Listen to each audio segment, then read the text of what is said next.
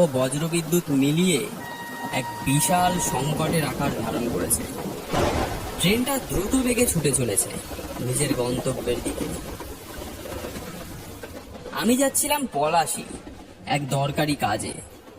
জানলা দিয়ে আসা ঠান্ডা হাওয়ায় আমি যে কখন ঘুমিয়ে পড়েছি খেয়ালই নেই। হঠাৎ ট্রেনটা একটা ঝাঁকুনি দিয়ে থেমে যাওয়ায় ঘুমটা ভেঙে গেল। বৃষ্টির প্রকোপ তখনও কমেনি। জানলা দিয়ে বাইরে তাকিয়ে দেখলাম এক অচেনা অজানা স্টেশনে এসে ট্রেনটা থেমে গেছে। দেখতে দেখতে ঘন্টা খানেক কেটে গেল, ট্রেন ছাড়বার কোনো নাম নেই। উফ, প্রায় 2 ঘন্টা হয়ে এলো, ট্রেন যে কখন ছাড়বে? ট্রেন তাড়াতাড়ি ছাড়বে না, লাইনে গাছ পড়েছে। ওরে বাবা, তাহলে তো অনেক সময় লাগবে। তাহলে কি এই ঝড় বৃষ্টির রাতে এইভাবে অপেক্ষা করতে হবে? জানলা দিয়ে একবার স্টেশনের বাইরে চোখ রাখলাম। খুব জোরে ঝড় বৃষ্টি হচ্ছে, সাথে মেঘের গর্জন। স্টেশনের মাঝে মাঝে জল জমে আছে। দোকানপাট নেই বললেই চলে। একটা বজ্রবিদ্যুতের আলোতে চারিদিকটা এক মুহূর্তের জন্য আলোকিত হয়ে এলো, আর সেই আলোতেই সাইনবোর্ডে লেখা স্টেশনের নামটা চোখে পড়ল, নিঝুমপুর। আচ্ছা দাদু, এই স্টেশন থেকে অটোরিকশা কিছু পাওয়া যাবে না? দেখুন গিয়ে, পেলেও পেতে পারেন, তবে রাত অনেক হয়েছে বই কি, তার মধ্যে এই ঝড় বৃষ্টি। এখানে বসে থাকারও তো কোনো মানে হয় না, কখন গাছ কেটে সরানো হবে। এই তো বৃষ্টিটা একটু কমেছে বলে মনে হচ্ছে। ট্রেনের দরজা থেকে দুপাশটা একবার দেখে নিয়ে ট্রেন থেকে নামলাম। তারপর ব্যাগটা মাথার উপর ধরে ছপ ছপ আওয়াজ করতে করতে স্টেশনের সামনের দিকে দৌড়াতে লাগলাম। দূরে একখানি ছোট দোকান দেখতে পেলাম। বৃষ্টি থেকে নিজেকে বাঁচাতে দৌড়ে গিয়ে সেই দোকানটার ছাউনিতে আশ্রয় নিলাম। স্টেশন পুরোপুরি জনশূন্য, কোনো আলোও জ্বলছে না। এই ছোট চায়ের দোকানে একখানে হেরিকেন ঝোলানো। দোকানের ভেতরে টুলের ওপর একটা চাদর মুড়ি দেওয়া লোক বসে আছে। বলছিলাম যে এখান থেকে বাস বা অটো কিছু পাওয়া যাবে? মৃদু অথচ কর্কশ গলায় লোকটা উত্তর দিল, আগে ওইদিক পানে গরুর গাড়ি পাবেন। বৃষ্টিটা আরো জোরে নেমেছে। এই বৃষ্টির মধ্যে কেউই যাত্রী নিয়ে যাবে না, সুতরাং এখানে একটু বসা যাক। 1 কাপ চা দিন তো। ব্যাগটা পাশে রেখে বেঞ্চের ওপর বসলাম। কিছুক্ষণ পর দোকানি যখন চা দিল, আমার সারা গায়ে শিহরণ বয়ে গেল। দোকানির গায়ে চাদর জড়ানো, মুখ দেখা যাচ্ছে না, তবে চা দেবার সময় হাতটা খেয়াল করলাম। কি বিভৎস, এক তেল মাংস নেই, শুকনো কঙ্কালের মতন। এই নিঝুমপুরের নিঝুম রাত্রে কেমন জানি ভয়ের গন্ধ পাচ্ছিলাম। চা খেতে খেতে দেখি বৃষ্টি কমে এসেছে। ব্যাগটা কাঁধে নিয়ে এক ছুট দিলাম।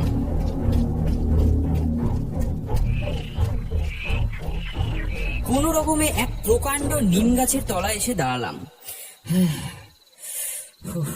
ভিজে একেবারে যাচ্ছে তাই অবস্থা। এমন সময় দেখলাম খটর খটর শব্দ করতে করতে একটা গরুর গাড়ি এদিকেই এগিয়ে আসছে।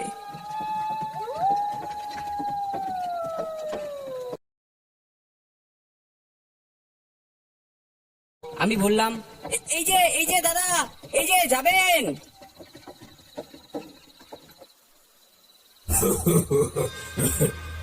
উঠে আসুন। বৃষ্টি থেকে বাঁচতে তাড়াতাড়ি উঠে বসলাম। গরুর গাড়ি এগিয়ে চলল খটর খটর শব্দ করতে করতে। রাত অনেক হয়েছে, শরীরটাও ক্লান্ত হয়ে এসেছে, তাই গরুর গাড়িতে হেলান দিয়ে বসলাম।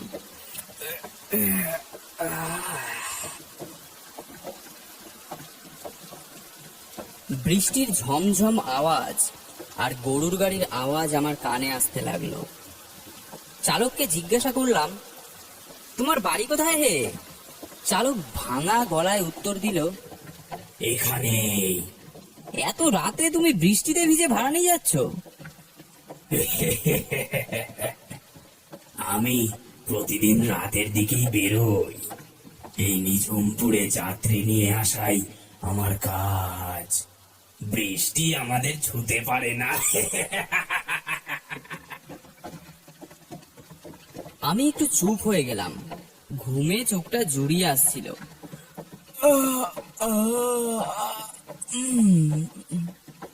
গাড়ির ছনে একটু হেলান দিয়ে চোখ বুজলাম। আপনি স্টেশনে 1 ঘন্টা অপেক্ষা না করে আগেই চলে আসতে পারতেন। তার কথাটা শুনে চমকে গেলাম। এই কথা সে কি করে জানলো? স্থিরভাবে জিজ্ঞেস করলাম তাকে, তুমি কি করে জানলে হে? রাত 12টার পর এই নিঝুমপুরে কোথায় কি হয় সব খবর থাকে আমার কাছে। তবে সবাইকে তো আমি নিয়ে যাই না। শুধু শুধু যারা আমার দোকানের চা খায় তাদের। আপনার আপনার দোকানে মানে?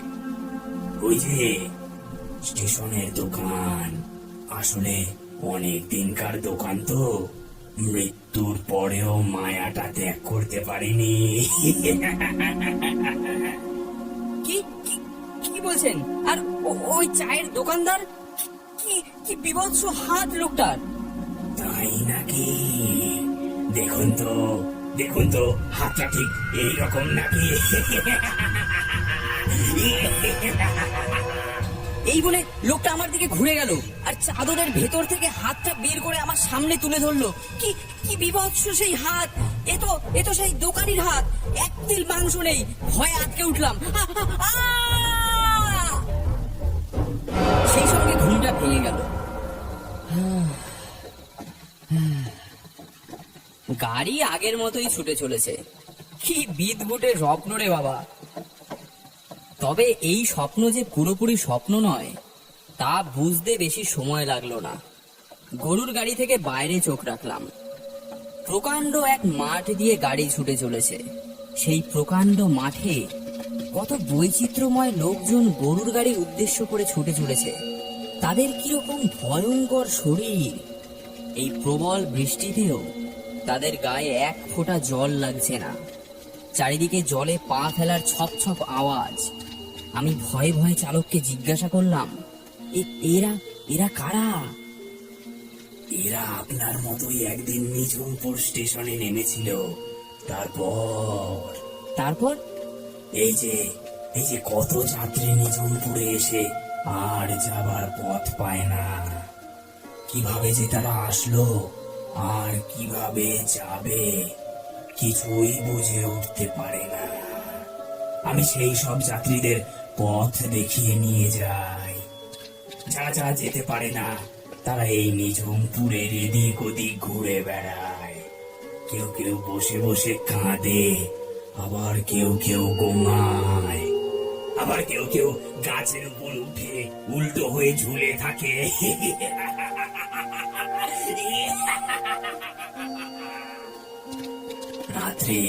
রাত্রে যখন আমি কোনো যাত্রীকে নিয়ে যাই তখন এরা পিছু নেয়, পিছন দৌড়ে ধরার চেষ্টা করে। সবাই ভাবে একবার যদি ধরতে পারি।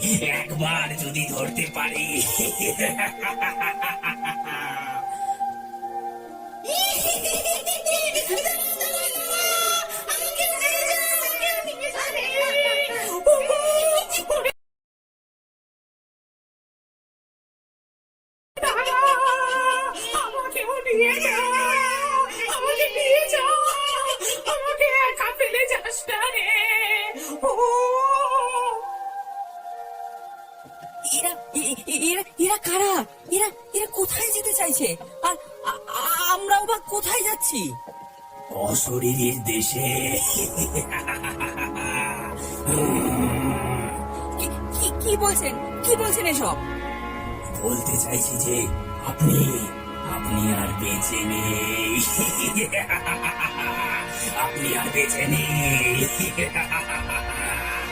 মুহূর্তের মধ্যে আমার সারা শরীর যেন ঠান্ডা হয়ে গেল। লাইনের উপর পড়া গাছের সঙ্গে ট্রেনের সংঘর্ষে অ্যাক্সিডেন্টে আপনার মৃত্যু হয়েছে। কি উল্টো পাল্টা বলছেন আপনি এসব? না, এ সত্য না, এ সত্য হতে পারে না। নিজের চোখে দেখবেন, আসুন, চলুন। মুহূর্তের মধ্যে মনে হলো গরুর গাড়িটা যেন হাওয়ায় মিলিয়ে যাচ্ছে। নিজেকে একটা ভাসমান তুলোর মতো অনুভব করলাম। আমার চোখের সামনে ভেসে উঠলো স্টেশনের দৃশ্যটা। কি লাইন ও গাছের সাথে সংঘর্ষে একটা ট্রেন সাংঘাতিক ভাবে অ্যাক্সিডেন্ট করেছে। ট্রেনের জানলা দিয়ে ঝুলে আছে অ্যাক্সিডেন্টে ক্ষত বিক্ষত আমার মৃতদেহ।